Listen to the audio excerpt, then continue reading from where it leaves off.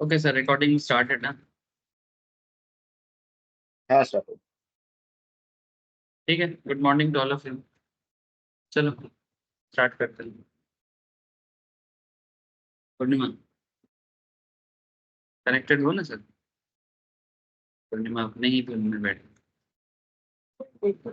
ठीक है चलो। आ, सर आज हम लोग ना क्या बोलते हैं इसको, ऑप्शंस का क्लास है आज, ठीक है। 2 दिन टेक्निकल पढ़ते हैं, 2 दिन ऑप्शंस भी पढ़ना है। तो ऑप्शंस बेसिक्स में ही चल रहे हैं सर।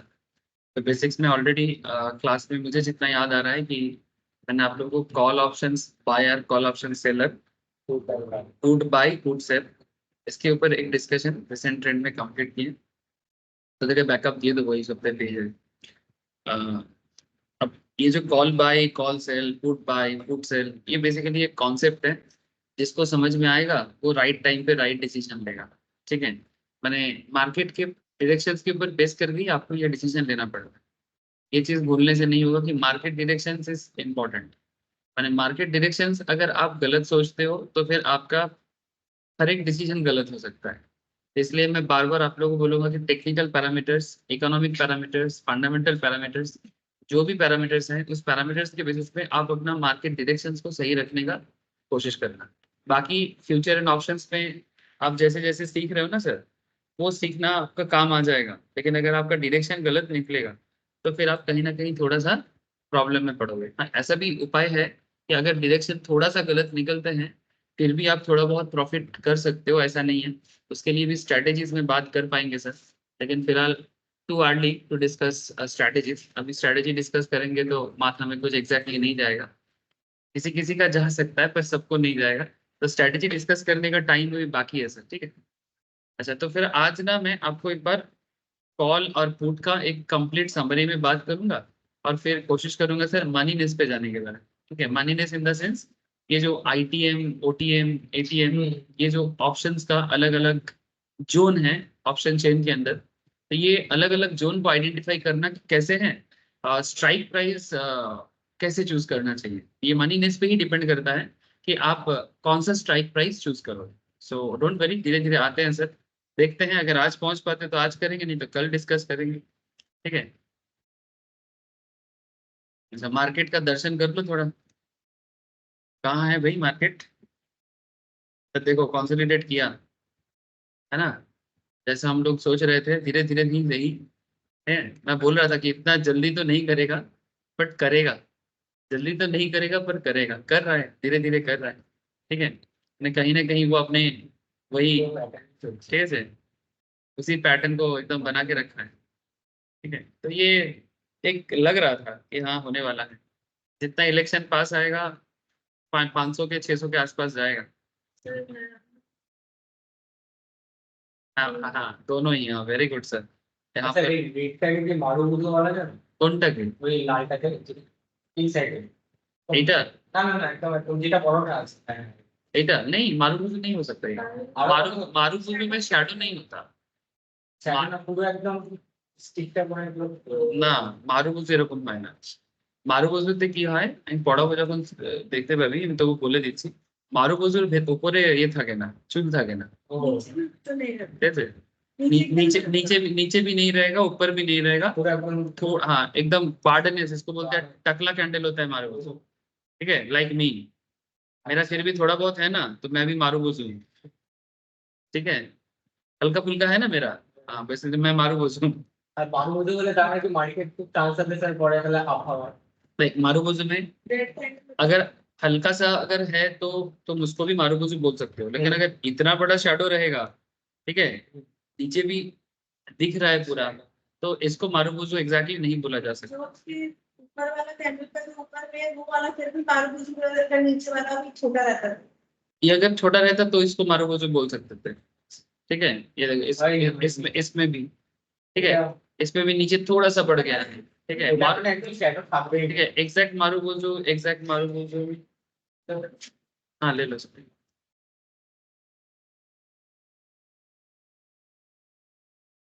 फिर वो ग्रीन वाला भी लग रहा है। थोड़ा बहुत इसको बोल सकते हैं, ये वाला ना, थोड़ा बहुत इसको बोल सकते हैं मारुबुजु। एक्चुअली मारुबुजु जब भी मार्केट में फॉर्म होता है ना सर, मारुबुजु अगर मानो मारुबुजु का ऐसे ना कोई प्रॉपर ट्रेंड नहीं है, माने मारुबुजु कहीं पर भी फॉर्म हो सकता है नॉर्मली। बाकी जितना कैंडल्स हैं सभी कैंडल्स का ना एक बेसिक कैरेक्टर क्या होता है कि वो ट्रेंड पे बनता है। माने या तो जैसे हम लोग यहाँ पर जब हरामी देखे थे, ये हरामी लास्ट ये बन सकता है, ये वाला ना कुछ नहीं बना। अगर नीचे कोई शेडो नहीं आया, ठीक है, तो ये मारुबुजु हो सकता है, लेकिन it's very difficult to understand because it's a day chart. ये चाहते थे। ठीक है, अब जब तक 3:30 नहीं बजेगा ये कहना बहुत मुश्किल है कि क्या होने वाला है। ठीक है, अभी भी बना। हाँ अगर बना तो यस, आपका कॉन्सेप्ट सही जा रहा है, अगर बना तो ये बन सकता है। ठीक है, अच्छा तो यहाँ पर मेन जो पॉइंट है कि मारुबुजु जब भी बनेगा, तो पूछा इसलिए बोल रहा हूँ कि मारुबुजु जब भी बनेगा मार्केट ना अचानक चेंज हो सकता है। अगर रेड पे बनेगा तो मार्केट को बेयरिश कर सकता है, और अगर ग्रीन पे बनेगा तो मार्केट को बुलिश कर सकता है। मैंने एनी पर्टिकुलर टाइम पे मारुबुजु मार्केट मोमेंटम को या तो पॉजिटिव या तो नेगेटिव कर सकता है। ठीक है, ये है मारुबुजु कैंडल का बेसिक कैरेक्टर्स। ठीक है, रेड में बना तो नहीं। रेड में बना तो नेगेटिव, ग्रीन में बना तो पॉजिटिव, और कोई डायरेक्शन भी उतना मायने नहीं रखता, अचानक से अचानक से ही बनता है। ठीक है, और मार्केट साइडवेज चलते चलते अचानक से मारुबुजु आ गया और ग्रीन हो गया तो मार्केट साइडवेज से ऊपर जाने का चांसेस बढ़ा देता है। नॉर्मल आप में चलते चलते अचानक से मारुबुजु आ गया, रेड पे आ गया, नीचे गिर सकता है।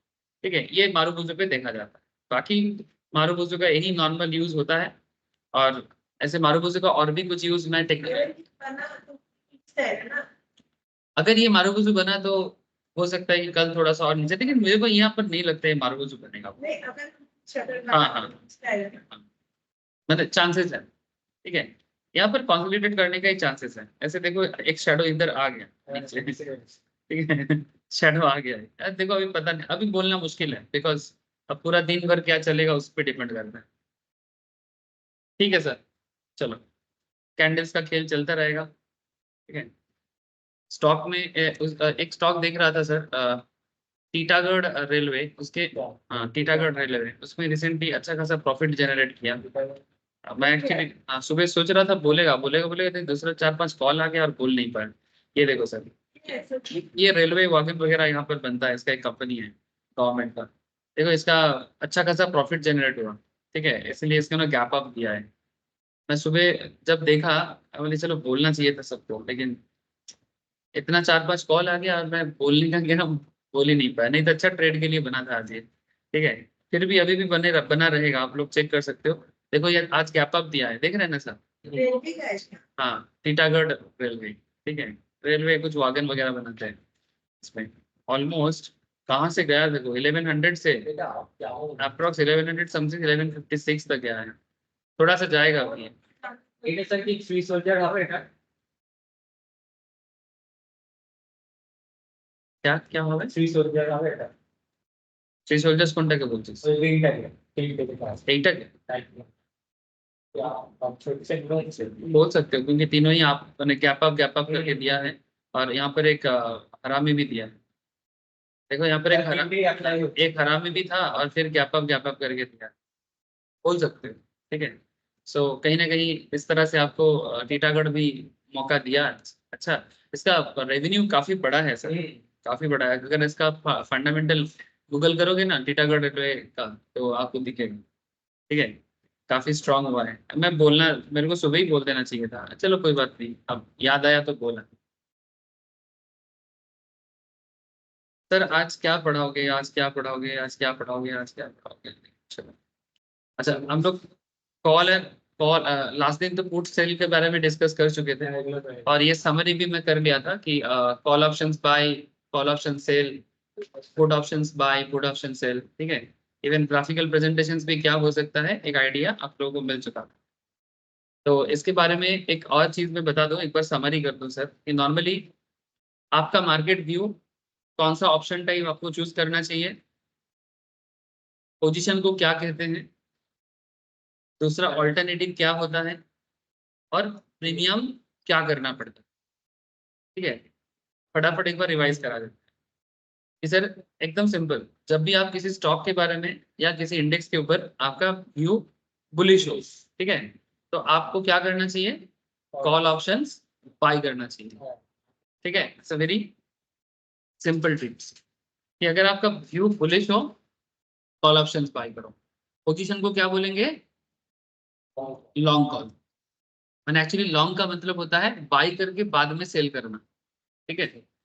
पहले बाय करके बाद में सेल करने का कॉन्सेप्ट को कहते हैं लॉन्ग, ठीक है, मार्केट के भाषा में। और पहले सेल करके बाद में बाय करने को कहते हैं शॉर्ट, ठीक है।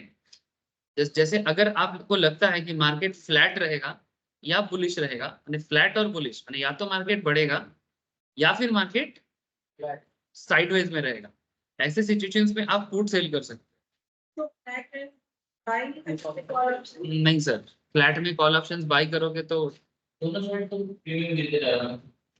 हाँ, फ्लैट रहने से एक तो फ्लैट रहेगा तो मार्केट उतना नहीं होगा, तो उसमें प्रीमियम सबसे बेस्ट है कि आपको प्रीमियम रिसीव करना ही बेहतर है।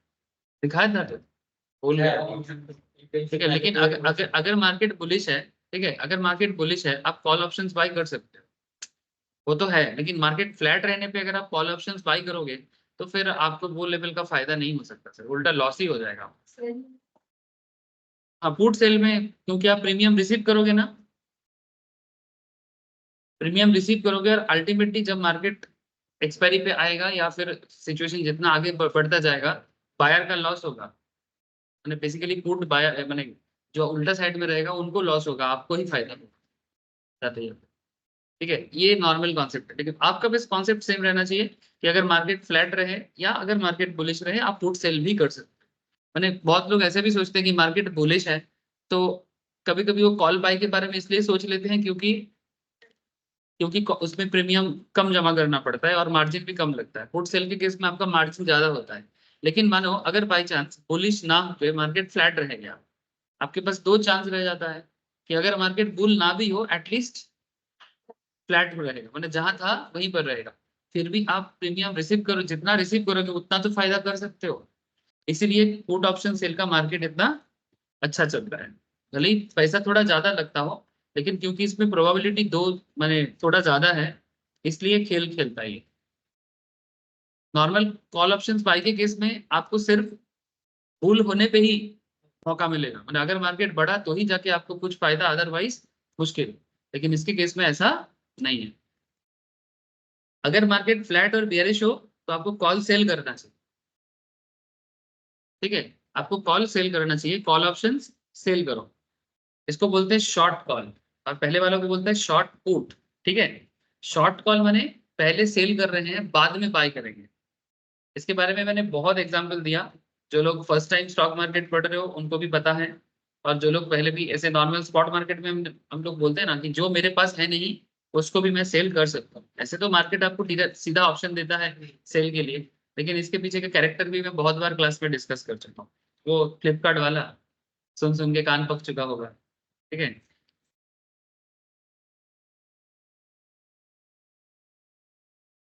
समझा नहीं? ये ऑल्टरनेटिव, हाँ ऑल्टरनेटिव चीज मैं बता रहा हूँ, पहले आपको सिर्फ ऑप्शंस का बता रहा हूँ फिर ऑल्टरनेटिव बता रहा हूँ। तो अगर मार्केट फ्लैट रहा या बेयरिश रहा आपका पॉइंट ऑफ व्यू में, तो आप कॉल ऑप्शन सेल करो, बेसिकली शॉर्ट कॉल, ठीक है, इसको शॉर्ट कॉल बोलेंगे। बेयरिश रहा तो पुट ऑप्शंस बाय, माने अगर आपको लगता है मार्केट इस पॉइंट से गिरने वाला है या आगे थोड़ा नीचे जाएगा तो आप पुट बाय कर लो, इसे लॉन्ग पुट बोलेंगे, ठीक है। ये सब कैरेक्टर थोड़ा दिमाग में ना, रट्टा मत लगाना, ये रट्टा लगाने का चीज नहीं है, ठीक है। ये एकदम कॉन्सेप्चुअली क्लियर रखना है कि किस सिचुएशंस में क्या करना है। जैसे ड्राइविंग करते हो ना, गाड़ी चलाने के टाइम पे रट्टा लगा के थोड़ी गियर चेंज करते हो, सिचुएशंस के हिसाब से वही, ठीक है। ये सब एक एक गियर है, ठीक है। अब वहां पर first gear, second gear, third gear, fourth gear तक होता है। इसको हम लोग फर्स्ट सेकंड थर्ड फोर्थ तो नहीं बोल सकते, बट एज पर सिचुएशंस आपको गियर शिफ्ट करना चाहिए, ठीक है। या फिर सिचुएशंस वाइज आपको स्टेप्स लेना चाहिए। रट्टा लगाओगे तो फंस जाओगे, ठीक है। सिचुएशन वाइज आप इस चीज को यूज करना। अच्छा, यहाँ पर एक ऑल्टरनेटिव यूज भी दिया था कि सेम पॉइंट ऑफ व्यू में जब मार्केट बुलिश हो, जैसे हम लोग बार बार मार्केट के बुलिशनेस के बारे में बात करते हैं, बियरिशनेस के बारे में बात करते हैं, चाहे वो 5 मिनट का ट्रेडिंग हो, चाहे वो दिन भर का ट्रेडिंग हो, चाहे वो पोजिशनल माने एक हफ्ता 2 हफ्ता का ट्रेडिंग, आपके सामने सेम कॉन्सेप्ट रहेगा। माने कोई किसी को लगता है अगला 5 मिनट में मार्केट बढ़ेगा तो वो 5 मिनट के बेसिस में सोचेगा। किसी को लगता है कि 5 मिनट नहीं जो हम लोग टेक्निकल क्लास में सीख रहे हैं सर, कि आप कैसा ट्रेडर हो और आपको किस हिसाब से क्या करना चाहिए। अगर आप 5 मिनट की जगह से फॉर एग्जांपल आप सोच रहे हो नहीं मेरे को डे ट्रेडिंग करना है, माने वो एक दिन के हिसाब से फॉर एग्जांपल सुबह 9:15 9:30 में पोजीशन लेना है और 2 बजे 2:30 बजे 3 बजे पोजीशन क्लोज करना है, ठीक है, तो वो डे ट्रेडिंग करेगा। तो पूरा दिन भर में तुम क्या सोच रहे हो कि मार्केट किधर जाएगा। किसी का मानना है भाई हम एक दिन में नहीं सोच सकते, मेरे को कम से कम 4-5 दिन का पॉइंट ऑफ व्यू चाहिए, जिसको हम लोग स्विंग ट्रेडिंग या पोजिशनल ट्रेडिंग भी कहते हैं, ठीक है। तो वो पोजिशनल ट्रेडिंग लेगा कि वो अगला 3 दिन 4 दिन या एक हफ्ता में मार्केट का पॉइंट ऑफ व्यू के बेसिस में ट्रेड लेगा। ओवरऑल आप जैसा हो उसके हिसाब से आप सोचो कि मार्केट का पॉइंट ऑफ व्यू क्या रहेगा। जरूरी नहीं कि आप 5 मिनट में गलत निकल जाओगे, इट्स नॉट लाइक दैट। आप 5 मिनट के लिए भी सही हो सकते हो, आप डे के लिए भी सही हो सकते हो, आप पोजिशनल के लिए भी सही हो सकते हो।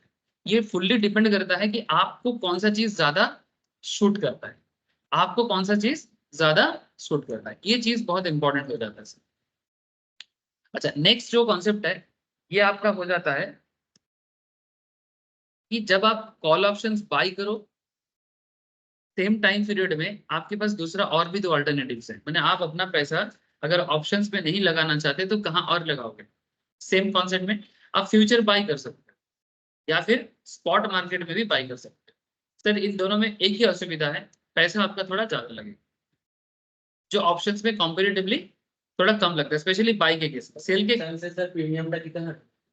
सर प्रीमियम कितना है? ऑब्वियसली ऑप्शंस प्रीमियम का खेल ऑप्शंस पे ही होता है, ठीक है।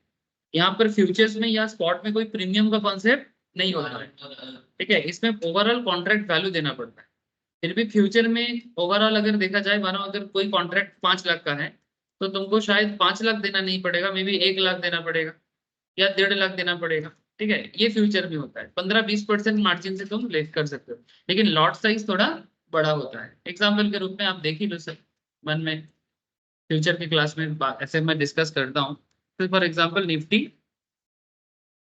जून फ्यूचर, ठीक है, अगर किसी को बाय करना है तो ओवरऑल दाम कितना चल रहा है, 22,419, ठीक है, फ्यूचर का ओवरऑल चल रहा है। अभी मिनिमम क्वांटिटी 25 कर दिया, पहले पहले 50 होता था तो थोड़ा ज्यादा होता। जब हम लोग फ्यूचर क्लास कुछ ही दिन पहले किए थे तो 50 था, देखो मार्केट कितना चेंज होता है, ठीक है। तो इसमें आपको बता रहे 63,475, लेकिन मोटा मोटी ये 1,20,000 के आसपास पड़ जाता था, 20-25 हजार के आसपास, एक के ऊपर ही था। एक के ऊपर ही चलता था। तो वो कम हो गया, वो इसलिए कम हो गया क्योंकि क्वांटिटी कम कर दिया एक लॉट।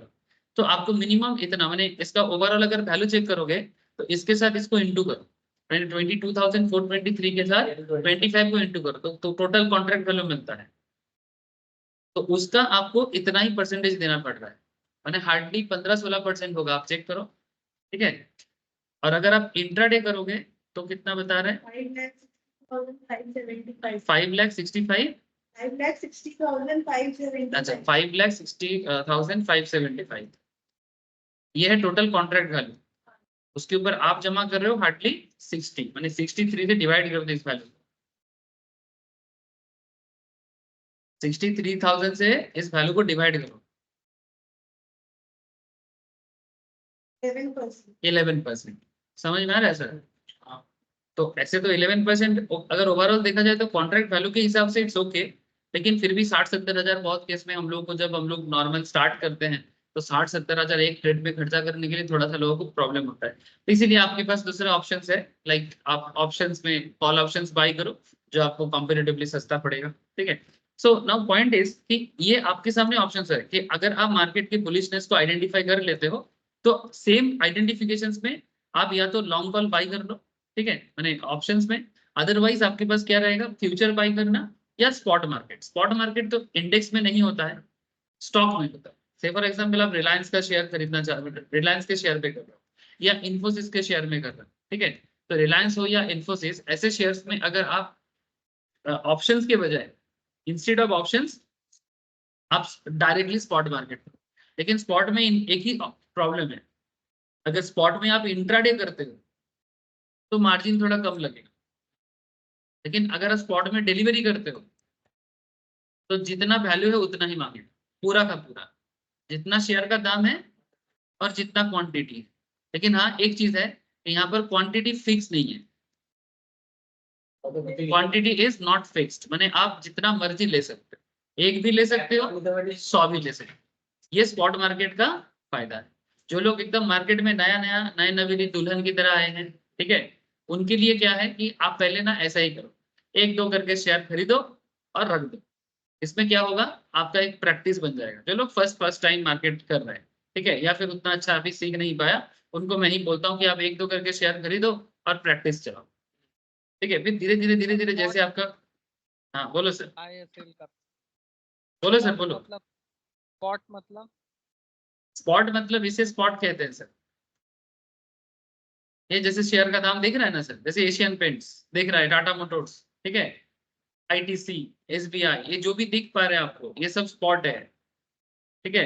अच्छा जैसे ये सब स्पॉट है, ये जो भी आप मार्केट चेक करते हो ना, ये स्पॉट है। ये देखो, यहाँ पर दो देखो, ये देखो, जब भी आप लोड करते हो अपने ब्रोकिंग प्लेटफॉर्म में, आपके सामने ना, जैसे देखो मैंने लिखा इन्फी, सबको दिखाई दे रहा है सर, देखो मैंने लिखा इन्फी, ठीक है। इन्फी लिखते ही इन्फी का दो चीज दिखा रहा है, पहले तो एनएससी का दिखा रहा है, ये देखो, ये वाला एरिया में फोकस करो,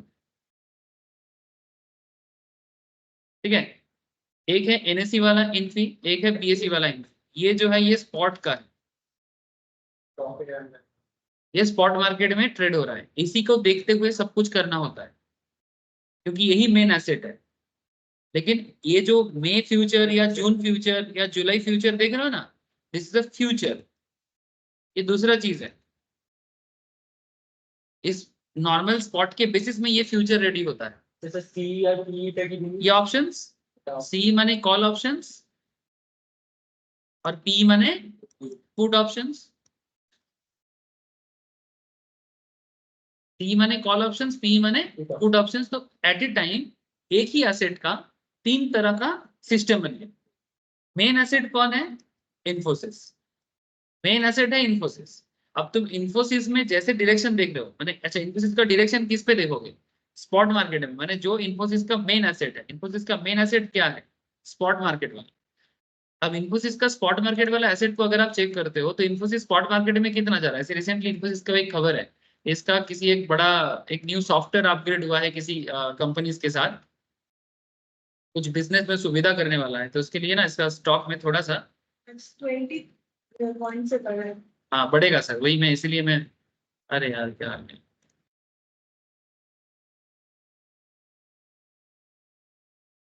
मैं बोलने ही वाला था, मैं बोला ना सुबह, मैं बोलने वाला था आप लोगों को इन्फोसिस और टीटागढ़ इन दोनों के बारे में, लेकिन 20 पॉइंट से बढ़ा है। ठीक है। ये गैप अप क्यों दिया है, आज अच्छा मौका था सर, आप लोग गवा दिए क्योंकि मैं नहीं बोल पाया, ठीक है। हाँ, इसमें भी गैप अप है, इसीलिए खोला सर, ठीक है। मैं खुद भी नहीं ले पाया, नॉर्मली आप लोगों को बोलने से पहले तो मैं ही ले लेता हूँ ना, ठीक है। आज मैं भी नहीं ले पाया, इसलिए अफसोस हो रहा है।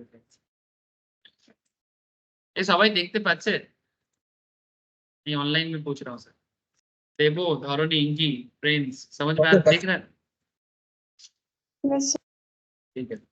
देखो आज आज इन्फोसिस इसलिए ग्रो किया क्योंकि इसका ना एक कंपनी के साथ इसका सॉफ्टवेयर मैनेजमेंट में एक बड़ा एक डील पक्का हुआ है, जिसके कारण इसका ओवरऑल जो कस्टमर सेटिस्फेक्शन लेवल वो बढ़ा सकता है। और ये बहुत ही मार्केट ने इस बात को बहुत ही पॉजिटिवली लिया, और जिसके कारण इसका शेयर का दाम आज देखो साइडवेज चल रहा था पूरा, है ना, पूरा साइडवेज चल रहा था ओवरऑल। मैंने 1435 और 25 के बीच में 10% का गैप में ही चल रहा था लास्ट 5-7 दिन से, लेकिन आज थोड़ा सा गैप अप दिया, आज थोड़ा सा गैप अप दिया। मेरे को लगता है ये थोड़ा सा और मूवमेंट करेगा।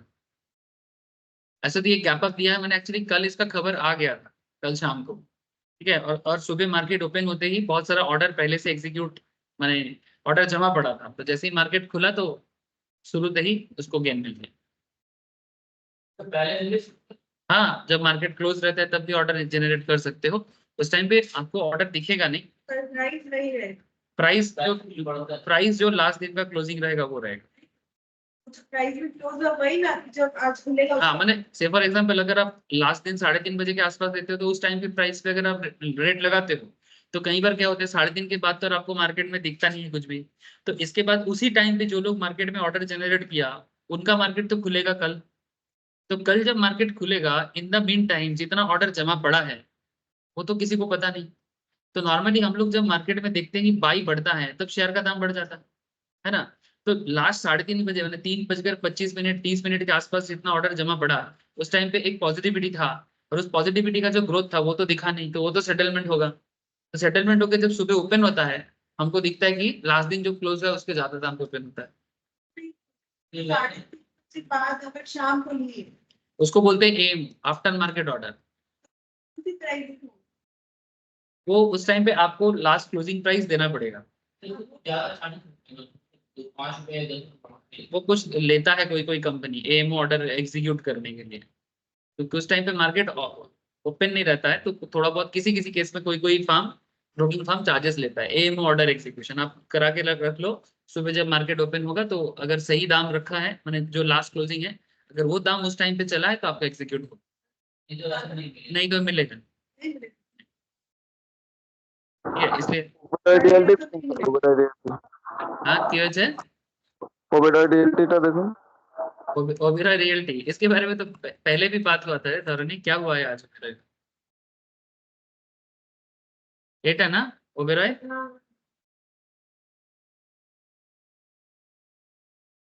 इसका भी क्या क्या কিছু খবর আছে জানিস? আমি তো দেখিনি এটা। সেল করে দিয়েছি, সেই 26% গেইনের সেল। তুই সেল করে দিয়েছিস 26% এ? तो अनेक दिन নিয়েছিলি। धरनी तो बहुत दिन पहले लिया था, हो गया 1 महीना शायद। ওবেরয় रियल्टी कितना चल रहा है अभी? 1697 কতই বলেছিলাম মনে আছে তোর? ধরনি ক্লাসে কতই বলেছিলাম তখন? 15 से হ্যাঁ 1350 মধ্যে, 1350। 1350, 1350, 1350 में बोला था। 1350 मैंने कितना दिन में हुआ है? अप्रैल में, 1 महीने में, 1 महीने। ठीक है सर, ये सब मौका और भी मिलेगा, डोंट वरी, बस बने रहो लगे रहो। ठीक है, अफसोस करने का जगह नहीं है, अभी तो पार्टी भी चलेगी। नया सिटी से भी बढ़ा आज बड़ा 10-12 पॉइंट से। क्या कौन? ओबेरॉय रियल्टी, ओबेरॉय रियल्टी उसी पे तो धरनी लिया था। तो क्लास में डिस्कशन हुआ था ओबेरॉय रियल्टी में, वही वो बता रहा है कि ओबेरॉय रियल्टी देखो सर उसने बेच दिया, 26% गेन किया। 1350 पे लिया था, 1600 समथिंग कुछ में कुछ बेचा, 1 महीने में हुआ है। 1 महीने हम लोग क्लास में डिस्कस किए थे ओबेरॉय रियल्टी।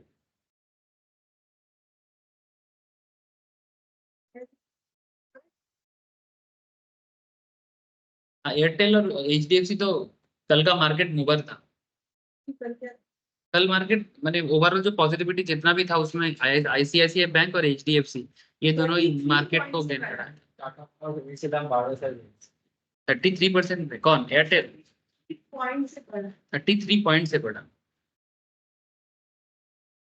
अच्छा देखो, तो मार्केट का मोमेंटम या मोमेंट समझ में तो आ रहा है, और आपको जो चीज मैं एक्चुअली यहाँ पर दिखाने के लिए इस चीज को ओपन किया था वो बस ज्यादा कुछ नहीं है कि सेम टाइम फ्रेम में आपके सामने कितना एसेट चीज आ सकता है। ठीक है, जैसे मैंने आपको क्या लिखा था, इन्फोसिस लिखा था। मैं क्यों बार बार ये चीज दिखा रहा हूँ, क्योंकि आप जब भी ओपन करोगे उसमें जो भी शेयर का नाम लिखोगे आपके सामने सब चीज आ जाएगा। अब बुलिशनेस पे आपके पास ऑप्शन रहेगा कि आप क्या करोगे। सर इनकी स्टार्ट थी कौन सा न्यूज? ये सब तो नहीं आता। न्यूज आते कोई भी, तुम इसे इकोनॉमिक टाइम्स वगैरह कुछ भी फॉलो करो आ जाएगा।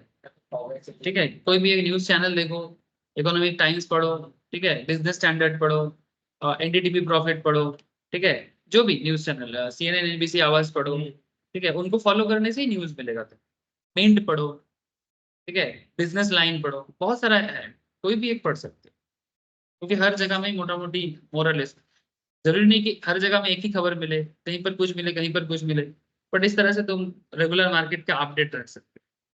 एज वेल एज ये अपस्टॉक्स का भी एक अपना रहता है सर, उसका भी न्यूज का एक रहता है, जीरोधा का भी एक रहता है पल्स बोल के, ग्रो भी किसी ना किसी न्यूज के बारे में जरूर दिखाता होगा। मनी कंट्रोल है, वो भी दिखाता है, वो भी अच्छा है।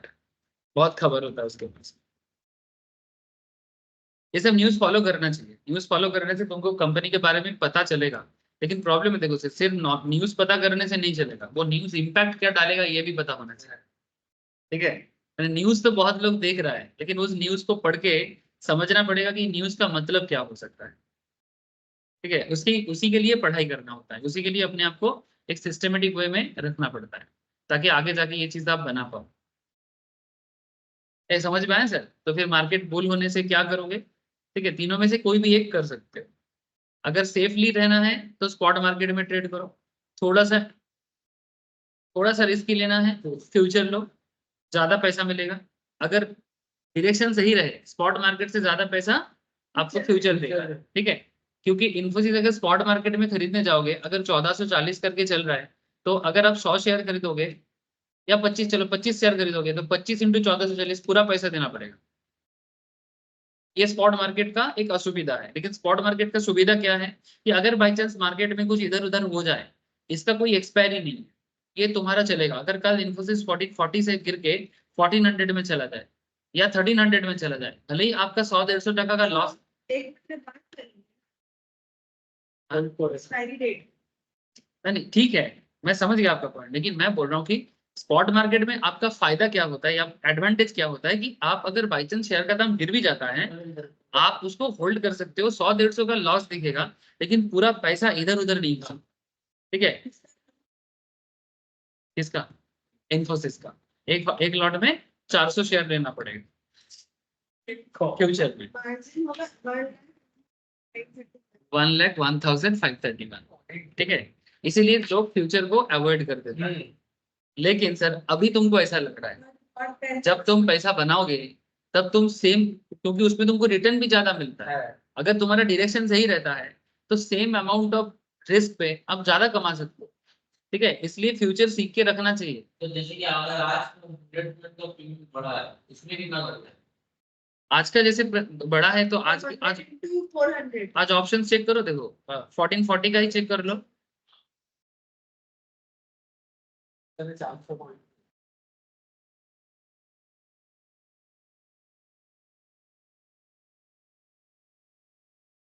1440 स्ट्राइक में तो ज्यादा कुछ हुआ नहीं है। 20.75 गिरा है इसका प्रीमियम। 1420 गिरने लग गया है सब सेल कर 1460 1460 कॉल ऑप्शंस। और 14 देखो, 1460 में देखो, ठीक है 1460 में ये प्रीमियम मोटा मोटी 12 टका से 17 टका तक गया है।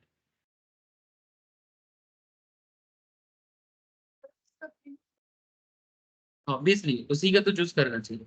अब कौन सा, वही वो मैं सिखाऊंगा सर कि सर कौन सा स्ट्राइक चूज करना चाहिए। ये बहुत इंपॉर्टेंट है ऑप्शंस के केस में, ये स्ट्राइक बहुत इंपॉर्टेंट है कि आप कौन सा स्ट्राइक ले रहे हो।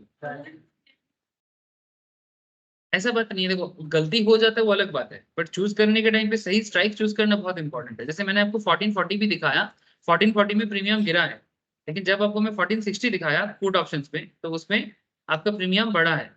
या फिर अगर आप 1380 वाला देखो कॉल ऑप्शंस में, तो इसमें कैंडल का कोई 1380 वाला कॉल ऑप्शन देखो, हाँ इसमें कैंडल है, जरूरी है, इसका भी कैंडल चेक करना चाहिए। ठीक है, लेकिन इसका कैंडल चेक तो तभी कर पाओगे ना जब तुम नॉर्मल कैंडलस्टिक समझ पाओगे। ठीक है, इसका कैंडल 60 टका से 74 टका हुआ है 1380 में कॉल ऑप्शंस बाई में, जस्ट बिकॉज वो momentum bullishness. Call options by कब करना चाहिए? बुलिशनेस पे, है ना? तो ये मायने रखता है कि आप किस टाइम पे क्या चूज कर रहे हो। ऑब्वियसली पहले तुम स्पॉट मार्केट देखो, स्पॉट में अगर तुमको मोमेंटम सही लग रहा है तभी जाके तुम ऑप्शंस में भी आओ। ऑप्शंस में आने के बाद आपके पास, अच्छा फ्यूचर में जाओ, फ्यूचर में अगर आपको लग रहा है कि इतना कैपिटल मेरे पास नहीं है तो छोड़ो, अदरवाइज फ्यूचर बहुत सेफ एंड सिंपल मैंने रिस्क टेकिंग एबिलिटी है कॉम्पेयर टू ऑप्शन। मैंने ऑप्शन से फ्यूचर थोड़ा लेस कॉम्प्लेक्स होता है, मैंने जटिलता उसमें कम है, लेकिन उसमें एक जटिलता है कि पैसा ज्यादा लगता है। ठीक है, ठीक है, वही दिक्कत है। तो इसी दिक्कत को कम करने के लिए आप लोग जैसे लोगों के लिए, हम लोग जैसे लोगों के लिए ऑप्शंस बनाता है, लेकिन ऑप्शंस में जटिलता ये है सर कि यहाँ पर इतना सारा स्ट्राइक है, सभी स्ट्राइक में तुमको पैसा नहीं मिलेगा। उसमें कॉल है पुट भी है, अब अगर तुम बुलिश हो तो तुमको कॉल लेना चाहिए, है ना? अगर तुम बुलिश हो तुमको कॉल लेना चाहिए। अगर तुम कॉल लेते हो तो कॉल लेके तुम कौन सा स्ट्राइक चूज करोगे, ये तुम्हारा एक सीखने वाला मैटर हो जाता है, जो हम लोग आगे आगे बात करेंगे कि विच strike is best for your trading. तो जहाँ पे स्ट्राइक चलेगा उसके ऊपर वाला लेन जाना चाहिए।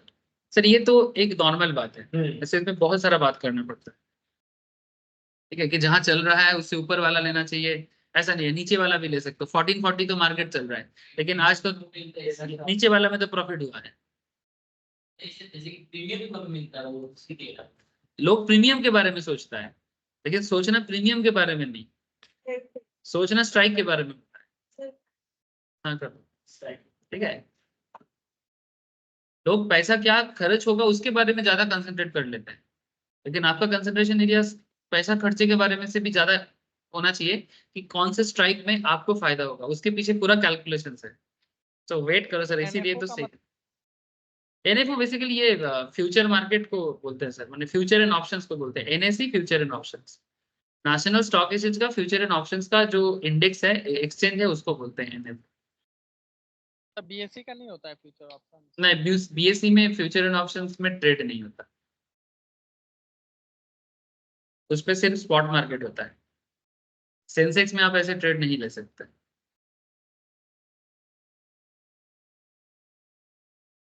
ठीक है, चलो ऐसे बहुत सारा चीज समझना है सर। ऐसे समझ में तो आ रहा है कि आपके सामने कितना सारा चीज आ जाता है अगर आप मार्केट को समझ पा रहे हो तो।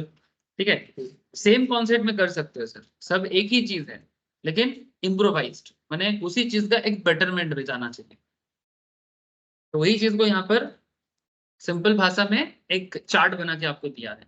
अगर बुलिश हो तो कहाँ कहाँ क्या कर सकते हो, अगर बुलिश हो तो यहाँ पर क्या कर सकते हो, बियरिश हो तो क्या कर सकते हो, यहाँ पर बियरिश हो तो क्या कर सकते हो। तो ये आपको हेल्प करेगा सर, बहुत हेल्प करेगा। ये सब चार्ट आपके दिमाग में रहेगा ना, तो बहुत हेल्प करेगा राइट टाइम पे राइट डिसीजन लेने में। अच्छा चलो, अब और बात को आगे बढ़ाते हैं। So it would help you if you remember that when you buy an option, it is called a long positions. Going by that, buying a call options and buying a put option is called long call and long put. Simple बात है, जब भी by करोगे तब भी वो बात long में आ जाएगा। ठीक है, चाहे कॉल बाई करो चाहे पुट बाई करो, इसका मतलब सिंपल है कि लॉन्ग बाई को मैंने आप लॉन्ग में जा रहे हो। ठीक है, long call and long put position respectively. Similarly whenever you sell an option, जब भी आप ऑप्शन सेल करोगे it is called a short position. ठीक है, so going by that, selling a call options and selling a put options, अगर आप put sell कर रहे हो या कॉल सेल कर रहे हो, it is called a short call and short put position. Sell करने से short. Now here is another important thing to note. You can buy an options under two circumstances. You buy to create fresh option positions and you buy intending to close an existing short position. माने basically आपके पास दो situations होते हैं, या तो आप fresh positions को, जब आपको मार्केट के अंदर या तो माने बेसिकली पोजीशंस मिल रहा है, सपोज आपको ऐसा लग रहा है कि हमें बियरिशनेस है, ठीक है, तो हम पहले क्या करेंगे, सेल करेंगे। लेकिन ये तो आपके पास अगर आपका पुराना कोई पोजीशन नहीं है तो आप डायरेक्टली सेल करो, फिर बाद में जाके बाई करो, मैंने बेसिकली स्क्वायर ऑफ कर दो।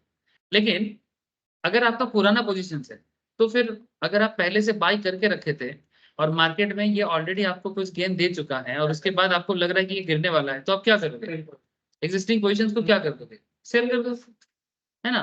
तो वही चीज बोल रहा है कि ये दो इंपॉर्टेंट चीज है कि हमेशा मार्केट में you can buy an option under two circumstances. There are two circumstances जिसमें आप ऑप्शंस बाय करोगे, एक फ्रेश पोजीशंस में बाय करने के लिए एंड दूसरा आप पहले सेल कर चुके थे अब बाय करके पोजीशंस को क्लोज करने के लिए। याद रहेगा सर, ठीक है। अच्छा, the position is called long options only if you are creating fresh buy positions. If you are buying with an intention of closing an existing short position, then it is merely called a square option. देखो एकदम simple basic बात करो, ठीक है। अगर आपका पहले position लिया हुआ था, पहले आप सेलर बने थे, अब आप बाई करके उसको क्लोज करो तो इसको बोलते हैं स्क्वायर ऑफ करना। यहाँ पर थियोरेटिकली बोला है, जब आप ऐप यूज करते हो ब्रोकिंग का तो उसमें ना ऑप्शन दिखाते हैं, अगर आपका पुराना पोजीशन है ना, अगर आपका पुराना खरीदा हुआ पोजीशन है तो आपको दिखाएगा स्क्वायर ऑफ करो। जैसे क्लिक करोगे तो आपको स्क्वायर ऑफ ऑप्शन दिखाएगा, उसमें क्लिक करते ही जो भी पोजीशन रहेगा, प्रॉफिटेबल रहेगा तो प्रॉफिट में, लॉस रहेगा तो लॉस में वो उसको बुक करेगा। Similarly you can sell an option under two circumstances. You sell intending to create a fresh short positions, या तो आप एकदम पहले से ही शॉर्ट करो, माने जब मार्केट नॉर्मल ऐसे चलते चलते आपको लग रहा है कि मार्केट गिरेगा, मार्केट में बेयरिशनेस आएगा, तो when you can feel that कि मार्केट में बेयरिश है, तो फिर आप शॉर्ट पोजीशंस को, माने बेसिकली इंडेक्स को सेल करो या फिर स्टॉक को सेल करो, चाहे कॉल ऑप्शंस करो चाहे पुट ऑप्शंस करो, ठीक है। तो when you are intending to create a fresh short positions, you sell intending to close an existing position. Existing position को क्लोज करने के लिए मैंने पहले बाई था, अभी सेल करोगे तो कंप्लीट हो जाए, पहले बाई था अभी सेल करोगे तो कंप्लीट हो जाए। ये चीज पढ़ने में जितना बोरिंग लग रहा है, बट जब करोगे तो बहुत सिंपल हो जाएगा। लेकिन क्या है ना, एक बार पढ़ के बता देना चाहिए ताकि करने के टाइम पे भी एक बार रिकॉल हो जाए कि किस चीज में क्या बोला गया है।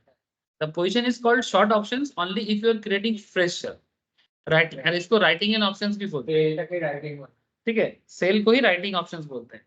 If you are selling with intention of closing an existing long positions, then it is merely called a square of.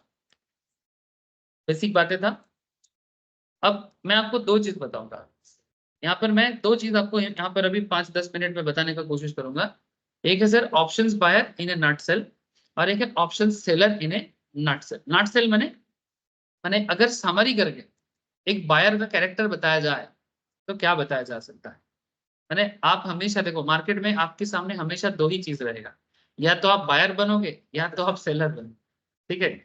अब चाहे वो सीई हो चाहे वो पीई हो, ठीक है। तो एक सीई और पीई का, इसमें या तो आप बायर बनोगे या फिर सेम चीज पे आप सेलर बनोगे, जो आपको मैं बार बार दिखा रहा हूँ। लेकिन दिखाना तो जब भी मर्जी दिखा दूंगा, लेकिन कॉन्सेप्ट क्लियर कर लो एक बार अंदर से, तो प्रैक्टिकली जब भी करोगे तो याद रहेगा क्या करना है। तो options buyer in a nutshell, चाहे कॉल ऑप्शंस बायर हो या पुट ऑप्शंस, इसका नटसेल में इसका कैरेक्टर को एक बार प्लीज समझ लो। By now, I am certain you would have a basic understanding. इतना मेरे को फील हो रहा है कि आप लोगों को एक बेसिक अंडरस्टैंडिंग हो चुका है of the call and put options, both from the buyers and sellers perspective. However, I think it is the best to reiterate a few key points before we make further progress. क्या है? Buying options, call or put, makes sense only when we expect the market to move strongly in a certain direction. इसका अगर मैं हिंदी करूं तो मतलब ये होता है कि जब आपको मार्केट के बारे में एक सटीक डायरेक्शन का पता लग जाता है, तब आपको कॉल और पुट बाई करना चाहिए, ठीक है। लेकिन डायरेक्शन अगर आपने सही नहीं पकड़ा तो फिर आपको कुछ भी नहीं करना चाहिए, ठीक है। लेकिन इसका दूसरा उपाय भी है। कई बार ऐसे भी होते हैं कि अगर आपको समझ में नहीं आ रहा है कि मार्केट करंट पोजीशन से आगे बढ़ेगा कि नीचे जाएगा, उसका भी तोड़ है, ऐसा नहीं है। जब मार्केट साइडवेज रह जाएगा, आपको लगता है कि ना तो मार्केट में बुलिशनेस है और ना ही मार्केट में बेयरिशनेस है। जैसे इन्फोसिस में लास्ट अगर 8 दिन का डेटा हम लोग चेक कर रहे थे, इन्फोसिस का स्पॉट मार्केट में चेक कर रहे थे कि नहीं कर रहे थे? हाँ, लास्ट 8-10 दिन में इन्फोसिस देखो पूरा साइडवेज में चला, देखो दिख रहा है ना। तो जब लगातार एक सर्टेन सिचुएशंस पे मार्केट एक साइडवेज मूवमेंट में चल रहा है, ज्यादा मूवमेंट नहीं है मार्केट में, ना तो बुलिशनेस है और ना ही बेयरिशनेस है, तो क्या ऐसे पोजीशंस पे ट्रेड नहीं लिया जा सकता? लिया जा सकता है। उसके लिए भी जैसे अभी एक पॉइंट पड़े थे, तो मार्केट फ्लैट रहने पे भी तो आप कर सकते हो। एग्जैक्टली, तब पुट सेल एकदम परफेक्ट ऑप्शंस रहेगा। लेकिन इसके अलावा और भी चीजें हैं जो आपको मैं आगे बताऊंगा कि मार्केट फ्लैट रहने पे आपको ये कब कब बता पाऊंगा सर। थोड़ा आप लोगों को मैं बार बार बोल रहा हूँ कि ये जो ऑप्शंस का एरिया है ये थोड़ा लंबा खेल है, इसमें थोड़ा सा पेशेंस का जरूरत है, क्योंकि इच्छा तो करता है कि एकदम सब बता दूं, लेकिन ऐसा करने से ना तो आप समझ पाओगे और ना ही मैं आपको सही तरह से बोल पाऊंगा। इसलिए थोड़ा वेट करो, जब स्ट्रेटेजी बताऊंगा तो स्ट्रेटेजी में आपको सब सिखाऊंगा धीरे धीरे कि किस पॉइंट पे क्या करना। एक बाइक कार আছে একটু সরাতে थोड़ा सा कर दो।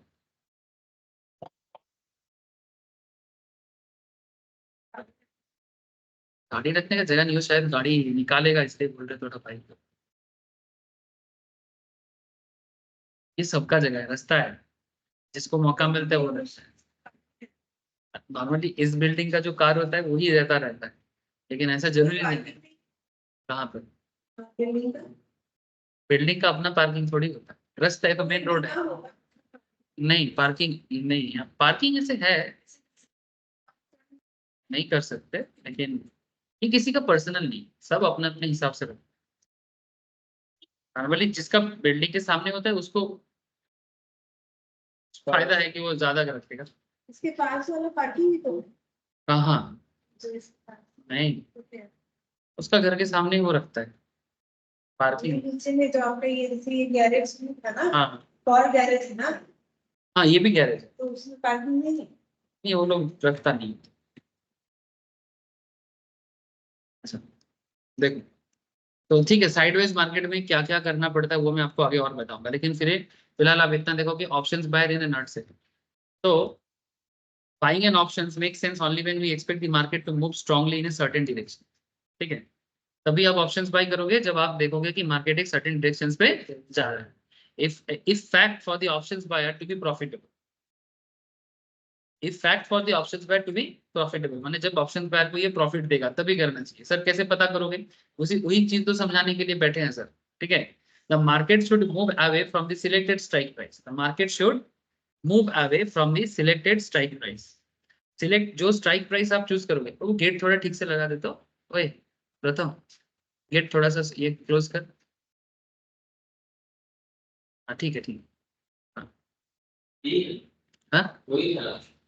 हाँ ठीक है। नहीं, जब जब मेरे को लाइट दिखता है बाहर का, इसका मतलब थोड़ा सा फाका है। अब देख लाइट नहीं दिख रहा, तो कुछ नहीं, एसी का हवा बाहर निकल जाएगा। अच्छा, तो यहाँ पर क्या बोलते हैं, market should move away from the selected strike price. माने आप जो स्ट्राइक, जैसे हम लोग यहाँ पर देख रहे थे इन्फिनिटी, जो सिलेक्टेड स्ट्राइक प्राइस आप चूज कर रहे हो, मार्केट को वहां से ऊपर जाना चाहिए। सपोज आप 1380 अगर हम लोग चूज करते हैं, ठीक है, और मार्केट चल जा रहा है, आज कहाँ चला गया, 1460 के आसपास चला गया इन्फोसिस में, 1438। अगर आप ऑप्शंस में देखोगे तो वो ऑलमोस्ट भागा है 1380 में, जो जिसने भी स्ट्राइक लिया उसके बाद ये 1440 तक पहुंच गया है ना। तो मार्केट को किधर जाना चाहिए, जो स्ट्राइक आप चूज करोगे उससे ज्यादा जाना चाहिए। ठीक है, तो अगर वो आपके स्ट्राइक से ज्यादा जाता है तो इसका मतलब आपका ऑप्शंस बाय करना सही हो रहा है। अब आप जितना गैप क्रिएट करके कर पाओ, ठीक है, गैप क्रिएट करने का सेंस ये होता है सर कि जितना नीचे ले पाओगे उतना फायदा है। 1380 में लोगे और मार्केट 1440 में जा रहा है, तो ज्यादा गैप बन रहा है, तो ज्यादा फायदा। अगर 1400 में लोगे और 1440 में, तो कम फायदा। जितना स्प्रेड ज्यादा क्रिएट होगा उतना ज्यादा फायदा होता है, लेकिन उतना ज्यादा लॉस भी हो सकता है। ठीक है, मैंने प्रॉफिट के चक्कर में कई बार हम लोग फंस भी जाते हैं, लेकिन कॉन्फिडेंस रहने से कोई इश्यूज नहीं है। ठीक है, लॉस के बारे में सोच के कोई बिजनेस नहीं करता, प्रॉफिट के बारे में सोच के ही बिजनेस करता है। दुकान जब कोई बंदा खोलता है ना, तो यही सोचता है कि मेरा दुकान चलेगा। ठीक है, जो बंदा ये सोचता है कि नहीं चला तो क्या होगा, नहीं चला तो क्या होगा, वो दुकान नहीं चला सकता। ठीक है, मैंने तुमने दुकान खोल के बैठा और जब से दुकान खोल दिया उसके बाद से यही सोच रहे हैं कि क्या पता आज कस्टमर नहीं आया तो। ठीक है, अरे भाई आज कस्टमर नहीं आया तो ये सोच के साथ धंधा करेगा तो धंधे में कभी फायदा होगा ही नहीं। तुमको ये सोच के फायदा धंधा करना चाहिए कि कस्टमर रोज आएगा, किसी दिन ना आए तो ना आए, तो क्या कर सकते। उसके लिए तुम कुछ करो, कुछ एक्टिविटी करो, कुछ प्रमोशंस करो, जितना कर सकते हो, है ना, जी जान झोंकना पड़ेगा उस पर, है ना, तब जाके तुम्हारा चलेगा। तो सिमिलर स्टॉक मार्केट भी क्या, उससे कुछ अलग चीज है। बहुत सारे लोग ना मेरे को आके बोलते हैं बहुत लॉस हो जा रहा है सर, आपके पास सीखने से पैसा कमा पाऊंगा ना, डायरेक्टली पूछते हैं। ठीक है, तो मैं बोलता हूँ कि मेरे पास पढ़ने से आप पैसा कमा पाएंगे कि नहीं ये नहीं पता, बट आपका जो नेगेटिव सोच है ना, इससे तो आप स्टॉक मार्केट करना ही बंद करो, क्योंकि उसका उसका क्वेश्चन में ही उसका आंसर छुपा हुआ है, हाँ या ना। वही डायरेक्ट बोलता हूँ मैं आजकल, मैं मुंह पे बोल देता हूँ आजकल। ऐसा क्वेश्चन करेगा तो क्या जवाब। तुम अगर किसी के पास पढ़ने के लिए आ रहे हो, ठीक है, अगर तुमको उस पर भरोसा नहीं है, इसका मतलब तुमको खुद पे भरोसा नहीं है। That's the 100% truth. तुम मेरे पास मत पढ़ो, लेकिन बात मेरे पास पढ़ने का है ही नहीं, वो कहीं पर भी पढ़े, वो खुद पे ही भरोसा नहीं करता है, तो वो दूसरों पे कैसे भरोसा करे, और वो मार्केट से क्या कमाएगा। इससे अच्छा अपना पैसा एफडी कर दे, फिक्स रिटर्न तो पाओगे।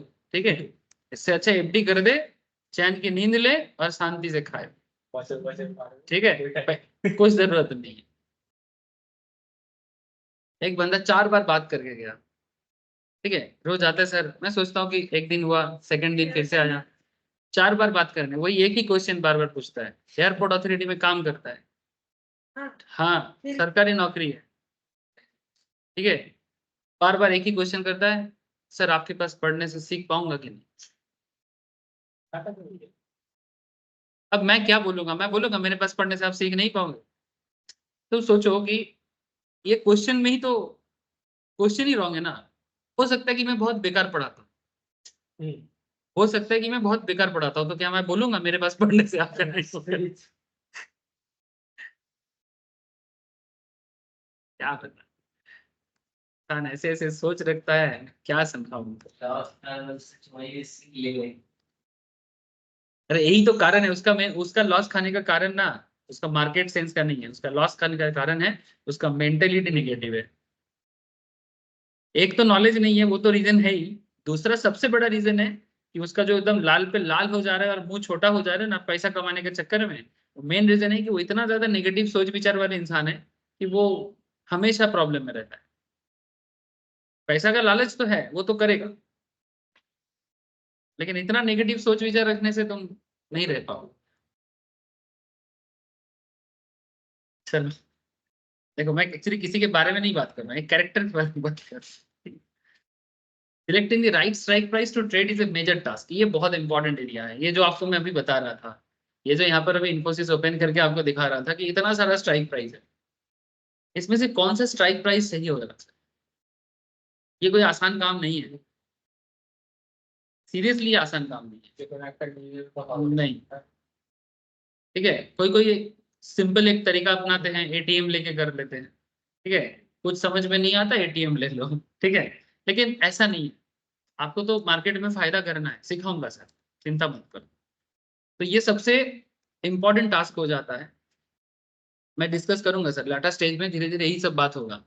For now here are few key important points you should remember, क्या है, profit and loss upon expiry is calculated, कैसे कैलकुलेट करना होता है, स्पॉट से स्ट्राइक को माइनस करना होता है, याद रखने के लिए सर पहले भी पढ़ चुके हैं, अभी जस्ट मैं नट सेल में बता रहा हूँ, स्पॉट से स्ट्राइक को माइनस करो, जितना वैल्यू होता है इसको बोलते हैं आईवी, आईवी माने इंट्रिंसिक वैल्यू, ठीक है, स्पॉट प्राइस माने जो मार्केट का दाम स्पॉट मार्केट में जो चल रहा है वो स्टॉक, और आपने जो स्ट्राइक लिया, ठीक है, उसका जो डिफरेंस है, ठीक है, माने जिस टाइम पे मार्केट क्लोज हो रहा है उस टाइम पे स्पॉट जितना चल रहा है वहां से स्ट्राइक को माइनस करो, और जितना प्रीमियम तुमने पे किया माइनस करो। अगर पॉजिटिव रहता है, अगर 1% पॉजिटिव है तो 1% प्रॉफिट, अगर 2% है तो 2%, अगर 0 है तो 0, ठीक है।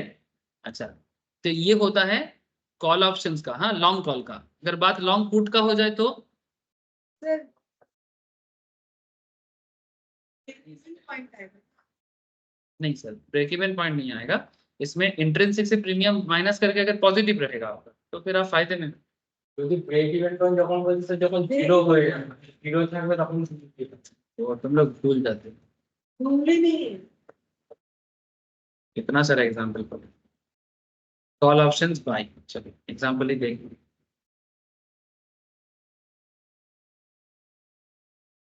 कैसे किए थे कैलकुलेशन, 2068 बजाज ऑटो का क्या है, Bajaj auto on the day of expiry is standing at spot market में 2068, हम लोगों ने अभी क्या सीखा, स्पॉट माइनस स्ट्राइक, आपका स्ट्राइक क्या था 2050 स्ट्राइक था आपका, तो 2068 से 2050 कितना होगा 8, ठीक है।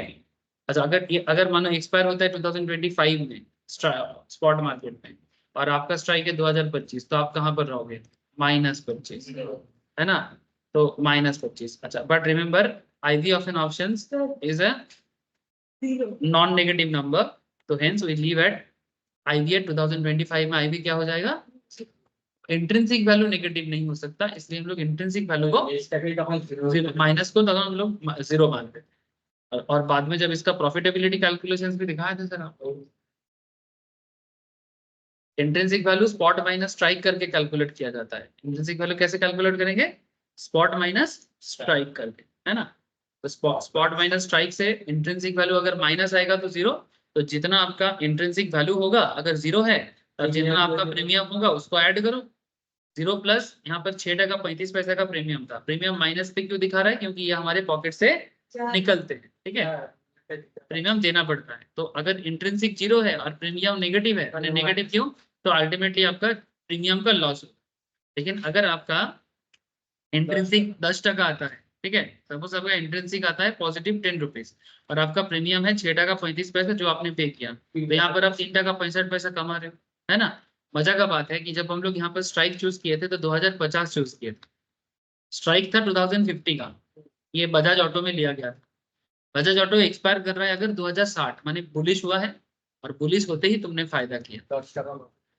इवन 2057 यहाँ पर अगर बजाज ऑटो जो तुम इसके बारे में बात कर रहे थे सर, प्रीमियम, तुमने ब्रेक इवन के बारे में बात किया ना, अगर ये 2050 के साथ 6 टका 35 पैसा तुम ऐड करो, स्ट्राइक के साथ तुम प्रीमियम वैल्यू को ऐड करो, कितना होता है, वही 2056 टका 35 पैसा, माने अप्रोक्स 2057 मान के चलो। अगर मार्केट 2057 में रहता है तो एक्सपायर करता है तो 2057 में तुम्हारा जीरो होगा, जीरो, जितने का प्रीमियम दिया ये देखो यहाँ से माइनस करो, 2057 माइनस 2050 कितना होता है 7 टका, और इधर 6 टका 35 पैसा, यानी कितने का डिफरेंस हो गया 0.75 पैसा। उसमें ब्रोकर का चार्जेस भी है, ठीक है, ब्रोकर का चार्जेस है, उल्टा और जाएगा। समझ में आया सर, एकदम प्योर कैलकुलेशन है, बिजनेस जैसे होता है। एक बिजनेसमैन एक चॉकलेट बेच के जिस तरह का कैलकुलेशन करता है, एक सिगरेट बेचने का जो कैलकुलेशन करता है, एग्जैक्टली वही चीज है। एक सिगरेट बेच के एक पान वाला को कितना प्रॉफिट आता है वो कैलकुलेशन कर लेता है, उसको पता है, ठीक है, कि एक सिगरेट में उसको कितना होता है, एक पानी का बॉटल बेचने से उसको कितना होता है। तो वो जैसे हिसाब करता है आपको भी वैसा ही हिसाब करना पड़ेगा, क्योंकि वो भी ट्रेडिंग करता है, आप भी ट्रेडिंग करते हैं। वो बस अलग अलग प्रोडक्ट का ट्रेड करता है, आप शेयर करते हैं। यहाँ पर शेयर आपके लिए क्या है, प्रोडक्ट है, पान बीड़ी दुकान की तरह ही। अरे ज्यादा हाइप क्रिएट करने से ना, मैंने हम लोग ना किसी भी चीज को ना बहुत ज्यादा ना ऐसे ये है वो है करके सोच लेते हैं, कुछ भी ये है वो है नहीं, एकदम सिंपल तरीके से सोचो तो आपको सिंपल लगेगा। दुनिया का काम क्या है जानते हो, हर चीज को ना इतना दिखावा करता है, हाँ बड़ा चढ़ा के दिखाते हैं, और बड़ा चढ़ा के दिखाने से ना आम आदमी डर जाते हैं।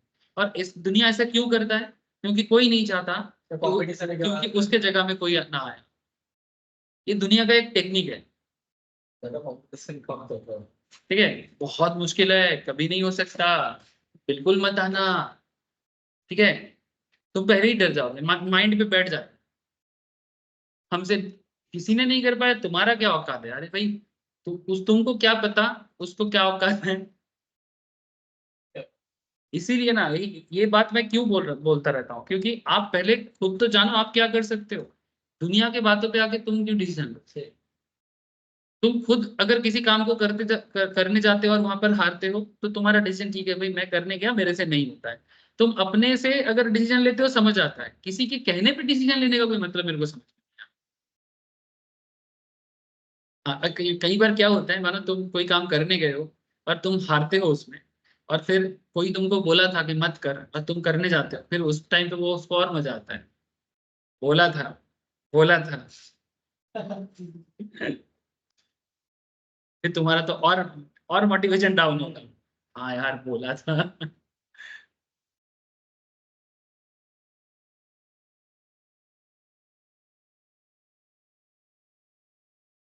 समझ में आ गया सर, ए पूर्णिमा याद आ गया कि नहीं, ठीक है। तो स्पॉट प्राइस से स्ट्राइक प्राइस माइनस करो, प्रीमियम पेड को माइनस करो, तो जो भी रहेगा तुम्हारा बचेगा, हिसाब देखा आपने। अच्छा, पीएल में लॉन्ग पुट अपन एक्सपायरी, अगर पुट करते हो तो वहां पर उल्टा होता है, पुट के केस में क्या होगा, स्ट्राइक से स्पॉट को माइनस करो,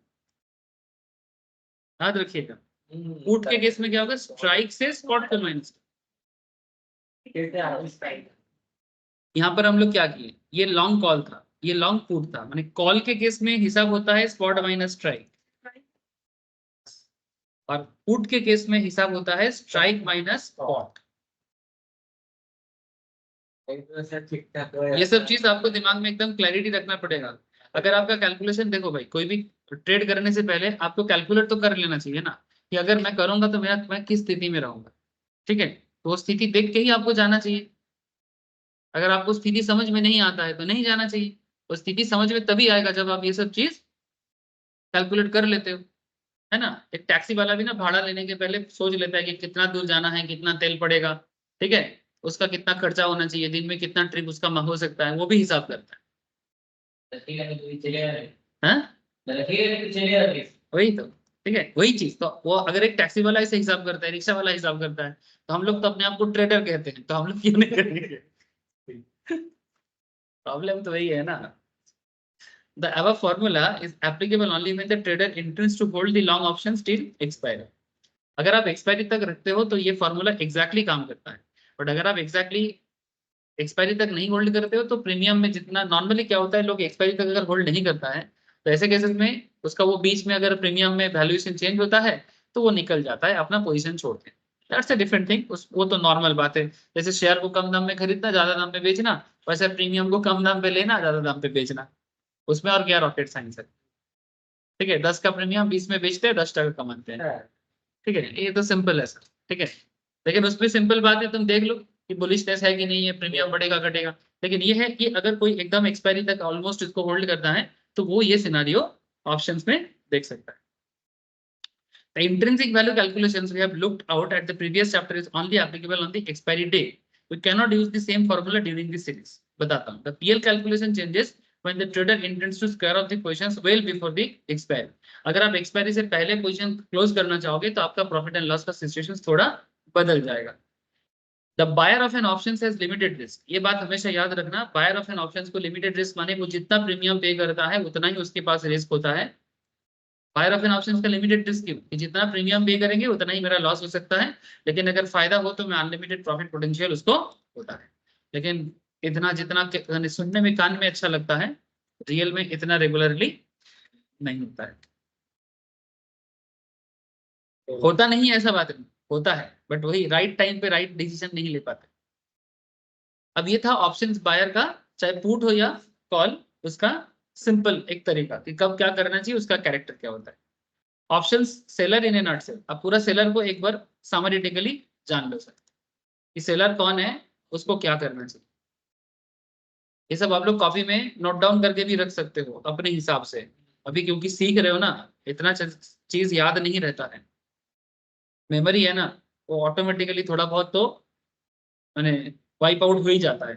तो क्या करना चाहिए, ये सब समरी पॉइंट लिख के रखना चाहिए कि ये सिचुएशंस में मेरा ये होता है, ये सिचुएशंस में मेरा ये हो सकता है, और उसको रिगोरसली स्टडी करना चाहिए। ठीक है, अब कोई बोलेगा नहीं सर मेरा माथा बहुत अच्छा है, कॉन्ग्रेचुलेशन। यार किसी का माथा बहुत अच्छा है, मेरा तो अच्छा नहीं है, मेरा सच में अच्छा नहीं है, तो इसलिए मैं लेबर की तरह कोशिश करता हूँ। और कोई किसी का एकदम टॉप लेवल का आइंस्टाइन जैसा दिमाग है, लेकिन आइंस्टाइन स्टॉक मार्केट में फेलियर था। सच में। तो सर आपने प्रोबेबिलिटी का मैथ्स से लगा भालो मुझे आइंस्टाइन को स्टॉक मार्केट समझ में ही नहीं आया। The option seller, call or put. The option seller, call or put are also called an options writer. The buyer and seller have the exact opposite PL experience. Selling an options makes a sense when you expect the market to remain flat or below the strike price. ध्यान से देखो sir, बहुत important बात कर रहा हूँ। Selling and options तभी काम आएगा जब मार्केट फ्लैट रहेगा और स्ट्राइक के नीचे जाएगा। आप जो स्ट्राइक चूज कर रहे हो उसके नीचे मार्केट को एक्सपायर होना पड़ेगा। आप जो दाम पे स्ट्राइक चूज कर रहे हो, मार्केट को या तो उसी पे रहना है, फॉर एग्जांपल इन्फोसिस में 1440 अगर चूज करते हो तो 1440 में ही रहना है या फिर उसके नीचे जाएगा। अगर ऐसा होता है तो फिर आपको ऑप्शन सेल करना फायदा है। ठीक है, और above strike price in case of A put options. अगर कॉल है तो ऊपर जाना चाहिए, नीचे आना चाहिए। अगर कॉल सेल करना चाहते हो तो नीचे आना चाहिए, और अगर आप पुट सेल करना चाहते हो तो स्ट्राइक के ऊपर जाना चाहिए, क्योंकि पुट सेल के टाइम पे आप बुलिश होते हो। कंफ्यूज मत होना, ठीक है। पुट सेल के टाइम पे आप बुलिश होते हो मार्केट के बारे में, तो स्ट्राइक के ऊपर ही जाना चाहिए, तभी तो बुलिशनेस का फुलफिलमेंट होगा। लेकिन जब आप कॉल सेल करोगे तो उस टाइम पे आपको मार्केट या तो फ्लैट रहना चाहिए या तो नीचे जाना चाहिए। I want to appreciate the fact that all else equal एक इकोनॉमिक्स का कॉन्सेप्ट है, कहता है कि अगर बाकी सब चीज मार्केट में कांस्टेंट रहे, बाकी सब चीज मार्केट में अगर कांस्टेंट रहे, सब चीज का मतलब है कि जैसे हम लोग सोच रहे हैं कि मार्केट बुलिश होगा अगर बाकी सब चीज कांस्टेंट है तो ये इकोनॉमिक्स में ना एक जैसे डिमांड का एक एनालिसिस होता है, उसमें ये चीज कहा जाता है कि इकोनॉमिक्स अगर कभी किसी ने पढ़ा है जिंदगी में तो ये डेफिनेशंस पढ़ा होगा कि if other thing remaining constant, if a price of a commodity increases its quantity demanded decreases। इसका मतलब ये होता है कि अगर किसी चीज का दाम अगर बाकी सब चीज कांस्टेंट होता है, अगर किसी चीज का दाम बढ़ता है, क्वांटिटी बढ़ने दामটা कम दाम बढ़ने से डिमांड कम हो जाएगा, है सही दाम बढ़ने से डिमांड कम हो जाएगा। लेकिन ये चीज जब बताया जाता है ये नॉर्मल सेंस है, लेकिन उसमें एक चीज बोलते हैं कि अगर अदर थिंग रिमेनिंग कांस्टेंट। अब इसमें अदर थिंग क्या है, मानो चीजों का दाम तो कम हुआ, ठीक है, डिमांड बढ़ना चाहिए, लेकिन डिमांड बढ़ना चाहिए लेकिन मार्केट में उस प्रोडक्ट के बारे में डिमांड नहीं है बिकॉज लोगों को पसंद नहीं आ रहा है। तो अगर लोगों को पसंद नहीं आया तो दाम कम हो गई, क्या फायदा? सही बात ना। तो एग्जैक्टली ये जो आदत थिंग कांस्टेंट का बात कर दिया ना, तो आदत थिंग कांस्टेंट का मतलब ये सब चीजें होते हैं कि और भी चीजें हैं जो हमें नॉर्मल सेंस में दिखाई नहीं देता, उसे भी दिमाग में रखना पड़ सकता है। लेकिन यहाँ पर सिंपल बोल रहे हैं कि अगर बाकी सभी बातें कांस्टेंट रह जाए, market are slightly favourable to option seller. Market थोड़ा बहुत ऑप्शन सेलर को फेवर करता है, देखा गया है। क्यों? क्योंकि ऑप्शन सेलर के पास ना मार्केट में ऑलवेज, ये चीज हम लोग एकदम बेसिक एग्जांपल पढ़े थे, वेणुगोपाल वाला एग्जांपल आप लोगों ने नहीं किया मेरे को पता है, मैं बहुत जल्दी आप लोगों को शेयर करूंगा जिनका बाकी है। तो इसमें वेणुगोपाल वाला जो एग्जांपल था, वेणुगोपाल नहीं सॉरी, वेणु और Ajay, Venu and Ajay sorry Gopal, Venu and Ajay वाला एग्जांपल हम लोगों ने देखा था। उसमें एक लैंड बिल्डिंग को लेकर डील हो रहा था, स्टार्टिंग लेक्चर्स में बात किया था। तो उसमें ना मैंने एक जगह में जमीन बिक रहा था, तो अजय का मानना था कि जमीन परचेस करेगा क्योंकि वहां पर मेट्रो प्रोजेक्ट बनने वाला है, और वेणु जो है वो बेसिकली जमीन सेल करने का कॉन्ट्रैक्ट कर रहा था। तो जो सेलर है, ऐसा चांसेस ज्यादा है नॉर्मली सेलर को कि वो जो सोचता है उसका संभावना ज्यादा है कॉम्पेयर टू बायर। ऐसा मार्केट में भी होता है। माने सिंपल बात है कि सेलर क्या है, सेलर हमेशा प्रीमियम रिसीव करता है, सेलर ऑलवेज प्रीमियम रिसीव करता है। और हम लोग जो अजय और वेणु वाला एग्जांपल पढ़े थे, मैं आपको एक बार थोड़ा सा समरी बता देता हूँ। अजय वेणु वाला एग्जांपल में एक लैंड के परचेस के बारे में डील हो रहा था कि एक ऐसे जगह में लैंड परचेस के बारे में डील हो रहा था। यहाँ पर अजय था बायर, कॉल ऑप्शंस बायर, और वेणु था सेलर। ये जो वेणु था ना ये सेलर था। लैंड कहाँ बन रहा था? एक हाईवे बन रहा है, जैसे यहाँ पर कोलकाता से बनारस का एक हाईवे बन रहा है, ठीक है, 6 लेन का हाईवे बनेगा, एक्सप्रेसवे, जो कोलकाता से रांची होके बिहार का कुछ एरिया होके सीधा एकदम उत्तर प्रदेश में एकदम बनारस तक पहुंचेगा। अभी 12-13 घंटा टाइम लगता है बाई रोड, अगर पूरी जाया जाए। वो रोड बनने के बाद 6 घंटा टाइम लगेगा यहाँ से बनारस पहुंचने में। मैंने तुम चाहो तो एक दिन में काशी विश्वनाथ दर्शन करके वापस भी आ सकते हो। सुनने में बड़ा अद्भुत लग रहा है बट ये पॉसिबल हो जाएगा अगला 4-5 साल में, ठीक है। इसका काम भी चालू ऑलरेडी हो गया है, चल रहा है, और 4-5 साल लगेगा। नितिन गडकरी जब तक है ट्रांसपोर्ट मिनिस्टर, बहुत कुछ संभव करेगा वो, ठीक है। वो फ्री में कुछ नहीं देता है, वो पैसा लेके ही देता है, लेकिन उसका काम एकदम जेन्युइन, वो एकदम सीधा बोलता है, फ्री में कुछ नहीं होता। कोई भी चीज अच्छा अगर यूज करना हो तो उसके लिए पेमेंट करना होता है, एंड दैट्स ट्रू, ठीक है। ये हम लोग का एक आदत हो गया ना, सब फ्री में चाहिए, अरे फ्री में कुछ नहीं मिलता है, सब फ्री चाहिए, सब फ्री में चाहिए। जब वो जब तक क्या करेगा, तो सिर्फ फॉर एग्जांपल ये जो बनारस हाईवे बनेगा तो आसपास का रोड जमीन का दाम क्या होगा, बढ़ेगा, ठीक है। अब मानो कि ये रोड बनेगा किसी एरिया से, ये अभी मानो अभी पूरा जगह फिक्स नहीं हुआ है। से फॉर एग्जांपल बंगाल में किस एरिया से ये रोड आएगा ये अभी तक फिक्स नहीं हुआ है। जब तक बंगाल गवर्नमेंट सपोर्ट नहीं करेगा प्रॉपरली तो जमीन अधिग्रहण नहीं हो पाएगा ना, क्योंकि जमीन को भी तो लेना है। तो अभी कोई बोल रहे इधर से करेगा, कोई बोल रहे उधर से करेगा, लेकिन जहां से बनेगा उस एरिया का जमीन का दाम बढ़ेगा। मान कि इसका घर जिधर है उधर से भी आ सकता है, तेरा घर जिधर है उधर से भी आ सकता है। अब मेरे को ये खबर पता है, मैं बन गया बायर, ठीक है, और तुम मानो तुम्हारा जमीन जहां पर है, अब तुम बोल रहे हो कि सर मैं सेल करूंगा, लेकिन मैं सेलर बनूंगा, लेकिन मतलब तुम क्यों सेलर बनोगे? क्योंकि तुमको लगता है नहीं होगा, तुमको लगता है कि नहीं हम तुम्हारे तरफ रास्ता नहीं आएगा, लेकिन मेरे को लगता है नहीं तुम्हारे तरफ से ही रास्ता है। लेकिन आपने प्रॉफिटेबल कर लिया। नहीं, अगर रास्ता आता है तो मैं प्रॉफिटेबल होऊंगा, लेकिन अगर नहीं आता है तो वो प्रॉफिटेबल होगा। कैसे? क्योंकि अगर अगर उसका जमीन मेरे को लेना है तो मेरे को उसको कुछ प्रीमियम देना पड़ेगा, प्रीमियम देके बुक करना पड़ेगा, नहीं तो वो किसी और को बेच सकता है। तो अगर मेरे को चाहिए तो मैं बुक करूंगा, टोकन मनी, टोकन देना पड़ेगा, वो टोकन मनी नॉर्मल मार्केट में टोकन है, इधर प्रीमियम है। प्रीमियम प्रोसेस है। समझ में आ रहा है? अब ये नॉन रिफंडेबल होता है कि अगर रास्ता नहीं बना, ठीक है, तो वो पैसा उसका है। और अगर बन गया तो वो जो सस्ता रेट में मैंने लिया और बाद में ज्यादा दाम पे बेचा, वो उसका लॉस। क्योंकि जो जमीन सपोज 5 लाख का जमीन है, जो एग्जाम्पल हम लोग पढ़े भी थे वही ऐसा ही था, 5 लाख का जमीन का मैं इसके साथ डील कर रहा हूँ, लेकिन नॉर्मली जमीन का दाम थोड़ा बहुत जो बढ़ा है वो इस कानाफूसी में बढ़ा है कि रास्ता बनेगा, ठीक है, तो 5 लाख, तो मैंने डील किया 5 लाख, वो बोला ठीक है भाई 5 लाख में, तो मैं इसको प्रीमियम दिया 1 लाख का, बोला कि बाकी 3 महीने बाद जब होगा खबर पक्का होगा तो सेटलमेंट करेंगे। जैसे ही वो मिनिस्टर लोग आके क्या करता है, स्टोन बिठाता है ना कि रोड बनेगा, काम चालू होगा, ठीक है, ये होने के बाद क्या होगा, अगर कंफर्म हो जाता है तो आसपास के और भी बड़े बड़े लोग आके क्या करेगा, जमीन खरीदना चालू करेगा। अब अगर जमीन खरीदना चालू करेगा और भी बड़ा बड़ा बायर आएगा, तो जमीन का दाम तो 5 लाख का जो मैंने डील किया वो तो 10 लाख में चला जाएगा। तो अब मैंने बायर बन के मैं क्या किया, मैं ज्यादा दाम पे सेल कर सकता हूँ कि मैंने 5 लाख में लिया, अब मैं बाद में सेल करूंगा 10 लाख, लेकिन वो तो 5 लाख पे ही मेरे को सेल करेगा। तो अगर जमीन बन गया तो उसको लॉस, लेकिन अगर जमीन नहीं बना तो मैं जो 1 लाख दिया वो 1 लाख उसका, एंजॉय करें। तो जमीन मैंने रास्ता नहीं बनेगा इसका चांसेस ज्यादा है कि रास्ता बनेगा इसका चांसेस ज्यादा, ठीक है।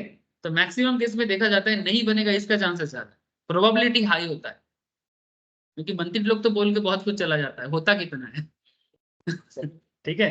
तो प्रीमियम की इसके केस में भी मैंने ये same to same kind of concept market के केस में भी होता है कि मार्केट बढ़ेगा बढ़ेगा बोल तो बहुत रहा है, लेकिन मार्केट बहुत केस में फ्लैट ही रह जाता है। बात समझ में कनेक्ट कर पा रहे हो ना सर?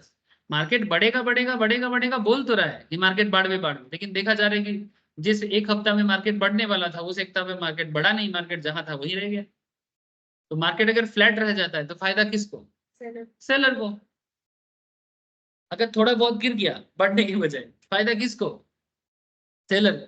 तो सेलर को 2 केस में फायदा है और बायर को सिर्फ एक ही केस में फायदा है, अगर बढ़े तो फायदा, नहीं तो दैट इज द रीजन ये वर्ड यहां पर यूज किया है कि market are slightly favourable to option seller, ठीक है। मार्केट में कोई एक तरफा सिचुएशन नहीं है, मार्केट में हर तरफ का सिचुएशन होता है। ज्यादातर लोग सिर्फ बाई बाई बाई बाई कर सोचता है, लेकिन ऐसा कुछ भी नहीं है। आप सीख रहे हो तो हर चीज सीखो, जिंदगी में काम क्या आएगा वो तो समय बताएगा, ठीक है। This is because for the option seller to be profitable the market has to be either flat or move in a certain directions based on the type of options. However, for the options buyer to be profitable, the market has to move in certain directions. Clearly, there are 2 favorable market conditions for the option seller versus favorable condition for the options buyer. But of course, this is itself should not be reasons to sell options. But ये एकमात्र reason नहीं है cell करने का, but ये one of the reason है कि क्योंकि आपके पास सेलर के पास चांसेस ज्यादा होता है। अच्छा, सेलर का कैलकुलेशंस क्या होगा? प्रीमियम का डिफरेंस। अगर आप कॉल ले रहे हो, कॉल सेल करोगे, strike minus sorry spot minus strike, call के केस में ऑलवेज स्पॉट माइनस स्ट्राइक, ठीक है। प्रीमियम रिसिप्ट से माइनस करेगा, क्योंकि आपके केस में इनकम क्या है, कॉल सेलर के केस में वो पहले ही इनकम कर लेता है, माने क्रेडिट से ही उसका बिजनेस स्टार्ट होता है। कॉल बायर के केस में डेबिट से स्टार्ट होता है कि तुमको पहले खर्चा करना पड़ेगा, लेकिन इसके केस में पे नहीं करना पड़ता। ये पहले ही माने जो पेमेंट एक्चुअली कॉल बायर करता है वही कॉल सेलर के लिए इनकम है, तो वो इनकम पहले ही इनके नाम पे दर्ज हो जाता है। इसके बाद स्पॉट और स्ट्राइक का जो इंट्रिंसिक वैल्यू आएगा, अगर वो पॉजिटिव है तो फायदा, अगर नहीं है तो लॉस। माथा में जा रहा है ना सर? हाँ सर, पर उसका से जैसे कि उस जब बाय करता है इसमें सेल बाय, यहाँ पर बाय नहीं कर रहा है, वो तो सेलर है, वो तो सेल कर रहा है, सेल करके उसमें से जैसे कि जो स्ट्राइक प्राइस में लेगा उसमें प्रॉफिट पहले से बना हुआ है। हाँ मैंने प्रॉफिट नहीं बना रहेगा सर, प्रॉफिट होगा कि वो तो डिपेंड करता है। मैंने बेसिकली कॉल सेलर जिस पोजीशन पे, जैसे मैं तुमको जो अभी रोड वाला एग्जांपल दिया था, रोड वाला जो एग्जांपल मैं तुमको दिया था, जमीन का दाम क्या होगा फ्यूचर में वो हमको लग रहा था बढ़ेगा, तुमको लग रहा था जमीन का दाम वही रह जाएगा या फिर गिरेगा, अगर रास्ता नहीं बना तो और गिर सकता है। तो तुमने मेरे से 1 लाख टका लिया था ना, ये जो 1 लाख टका तुमने मेरे से लिया था वो 1 लाख टका क्या था? এটা আমরা প্রিমিয়াম ये एक्चुअली बायर का प्रीमियम है और तुम्हारे लिए क्या है? रिसिप्ट है। तो ये तुमने स्टार्ट किया ना क्रेडिट से, मैंने तुम्हारे अकाउंट में 1 लाख जमा हुआ ना पहले, एग्जांपलটা একটা এটাকেও ভুলে গেছি ठीक है। अब वही चीज यहाँ पर भी हो रहा है ना, कि प्रीमियम रिसिप्ट जो सेलर कर रहा है वो सेलर एक्चुअली, अब फायदा होगा नहीं होगा वो तो फ्यूचर के सिचुएशंस में पता है, लेकिन मिल तो गया ना, शुरू कर रहा है पॉजिटिव से। अब आगे जब एक्सपायर होगा, अगर सेलर के हिसाब से मार्केट नहीं चला तो वो लॉस में जाएगा। सेलर के हिसाब से नहीं चला माने सर, अगर मार्क, हाँ बोलो, एक सेकंड, ऑनलाइन में क्वेश्चन है, बोलो बोलो सर। क्वेश्चन, बट सर ये थोड़ा सा वियर्ड क्वेश्चन है, ये टॉपिक से थोड़ा सा मतलब स्टडी रिलेटेड नहीं है। अरे बाबा बोलो सर, बोलो बोलो जल्दी बोलो। सर बोल रहे हैं कि अगर हम लोग को किसी तरह पता चल जाए कि आगे आने वाला 5-10 साल में क्या क्या प्रोजेक्ट इंडिया में होने वाला है और एकदम 100% श्योरिटी के साथ पता चल जाए, तो हम लोग तो हमेशा ही प्रॉफिट करेंगे। हाँ बिल्कुल करोगे, क्यों नहीं करोगे? अगर आप कोई हाँ। प्रोजेक्ट के बारे में पता कर लेते हो तो ऑब्वियसली आप फायदा करोगे। प्रोजेक्ट का डिसीजन लेता है, जो प्रोजेक्ट कहाँ पे बनने वाला है, कौन, ये सब गवर्नमेंट डिसाइड करता है, जैसे प्रेसिडेंट हो गया, फिर ये लोग सब मिलके डिसाइड करता होगा ना। Yes yes exactly. President decide करता है, तो प्रेसिडेंट को तो सब चीज पहले से पता है, अगर वो शेयर मार्केटिंग कर रहे तो वो तो 100% प्रॉफिट ही करेगा हर बार।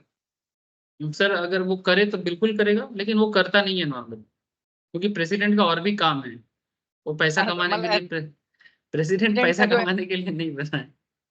या फिर जो पॉलिटिकल पार्टी में कोई आदमी है, अगर हाँ वो शेयर मार्केट कर रहे तो उसका तो प्रॉफिट ज्यादा होगा ना। हाँ बिल्कुल सर, लेकिन वही तो चीज है कि जो तुम्हारा क्वेश्चन का एक जवाब मैं दूसरे एंगल से दूं, ठीक है। तो हाँ सर। उसका मानना है कि जो पॉलिटिकल लीडर्स है या जो भी नेता है उनको तो सब कुछ पहले से पता है कि यहाँ पर ऐसा होने वाला है, ऐसा होने वाला है, ठीक है। तो वो तो अच्छा प्रॉफिट कमा सकता है, कोई कोई करता है। तुम अमित शाह का पोर्टफोलियो देखा? अमित शाह हाँ का सर। हाँ पोर्टफोलियो देखा? वो शेयर मार्केट से कितना कमाता है, वही ठीक है। नितिन नितिन गडकरी का तुम शेयर मार्केट का पोर्टफोलियो देखा? ठीक है, बहुत प्रॉफिटेबल कमाते हैं, ठीक है। तो ऑब्वियसली अगर तुम मार्क बने नेता हो, नेता के साथ साथ तुम थोड़ा बहुत स्टॉक मार्केट के बारे में जानकारी रखते हो, तो तुम बिल्कुल कमा सकते हो। लेकिन जरूरी नहीं है कि तुम नेता होने से तुमको मार्केट आएगा। जैसे मैं तुमको एक एग्जांपल देता हूँ, जो लोग राजमिस्त्री का काम करते हैं, तो दूसरे का घर बनाते हैं, हेलो, जो लोग दूसरे का घर बनाते हैं उनका घर इतना सुंदर होता है? না नहीं।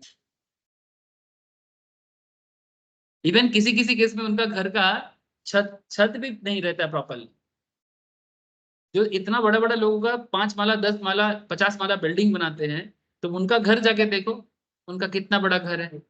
छोटा सा होगा, उसमें भी टीन लगा है, उसमें भी ढलाई नहीं लगा है अभी तक, बारिश में पानी आता है।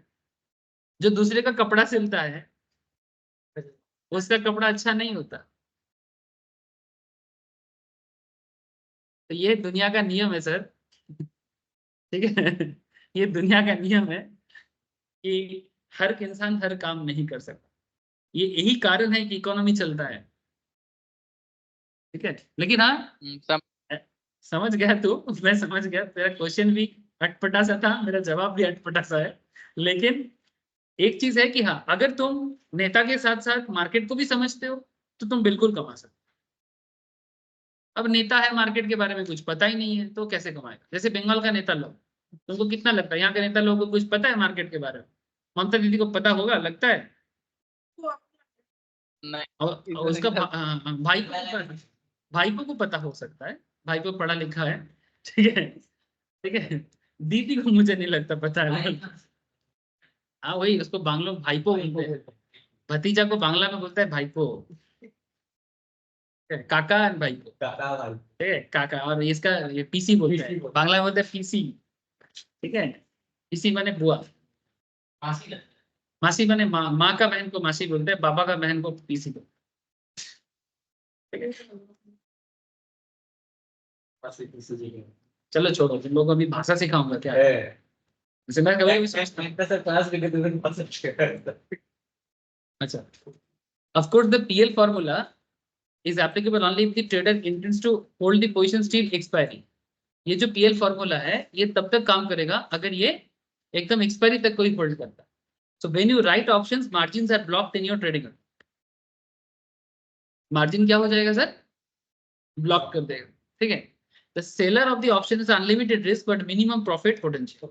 सेलर का क्या कॉन्सेप्ट है कि प्रॉफिट पोटेंशियल इसका लिमिट कम है, जितना प्रीमियम मिलेगा उतना ही प्रॉफिट ये कर सकता है, इससे ज्यादा जितना रिसीव करेगा प्रीमियम उतना ही करेगा. लेकिन इसका प्रोबेबिलिटी हाई है, लिमिटेड प्रॉफिट से ये बहुत कमा सकता है अगर ये मार्केट डायरेक्शंस को समझ जाए, क्योंकि मार्केट में इनको मौका ज्यादा मिलता है. ये है ऑप्शन सेलर का प्लस पॉइंट्स. ठीक है. कम अमाउंट में कमाएगा, अनलिमिटेड अमाउंट में नहीं कमाएगा, लेकिन हमेशा एक छोटा अमाउंट है. इसके लिए एक बहुत फेमस है in this region why Nassim Nicholas, एक famous basically stock market related किताब लिखा है, फूल्ड बाय रैंडमनेस. ठीक है. उसका किताब का नाम है, आप चाहो तो मार्केट से खरीद के पढ़ भी सकते हो, फूल्ड बाय रैंडमनेस. वहां पर उन्होंने लिखता है ऑप्शन सेलर ईट लाइक अ चिकन. ऑप्शन सेलर, चिकन मैंने मुर्गी देखे हो सर? मुर्गी कैसे करते हैं? छोटा छोटा टिक टिक टिक टिक खाता रहता है ना. Eat like a chicken but sit like an elephant. बैठता है एलिफेंट की तरह, खाता है चिकन की तरह. अरे खाई चुका है, जब वो बहुत से तो वो मगर हाँ, मैंने बेसिकली छोटा छोटा खाएगा पर ह्यूज प्रॉफिट कर सकता है लॉन्ग रन. ये बहुत इंपॉर्टेंट एक बात है, किसी को समझ में आ जाए तो बहुत अच्छी बात. ठीक है. समझ में आ रहा है ना? क्योंकि इसको मार्केट में मौका मिलता है. And this means to say that option seller earn small and steady return but selling options, but when a disaster happens they tend to lose effort. ठीक है. डिजास्टर इन द सेंस कि अगर ऊपर चला गया तो उसका बहुत लॉस हो सकता है. इसीलिए ये इसका सबका अपना अपना पॉजिटिविटी, अपना अपना नेगेटिविटी है. ठीक है. With this I hope you have developed a strong foundation how a call and put options behaves. अगर आपको ये बिहेवियर समझ में आया तो आगे का डिस्कशन आपको समझ में आएगा. नेक्स्ट क्लास रहेगा प्रीमियम के बारे में. ठीक है. आप लोगों के मन में चलता रहता है ना सर, प्रीमियम में बात करो, प्रीमियम में बात करो. चलिए कल बताएंगे प्रीमियम. ठीक है.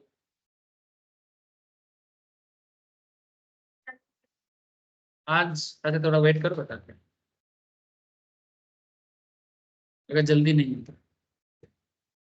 ठीक है. देवो, धोरणी, इनकी फ्रेंड्स, बाय सर.